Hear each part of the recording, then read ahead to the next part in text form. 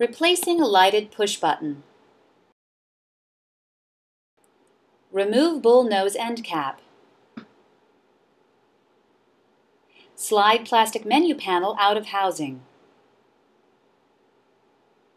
Remove 6 Phillip head screws to drop the face of the base unit. Use needle nose pliers to remove the yellow cap from push button.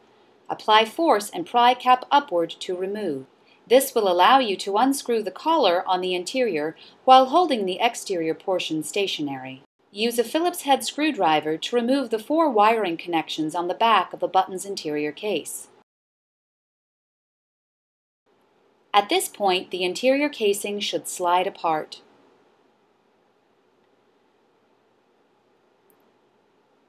With the faulty button removed, open the package containing the new button, collar, and yellow cap. Begin by flipping metal arm to release the button from the casing. Fit red button portion through the hole. When attaching the interior portion of the button, make sure the word "top" is readable. Slide ring on the inside of the button casing with rubber liner towards exterior of the housing. After placing, reattach the wires, red and blue to blue plastic portion and black wires to black plastic portion.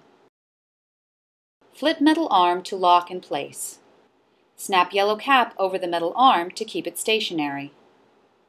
With a Phillips head screwdriver, reattach the front plate. Slide menu panel back into place.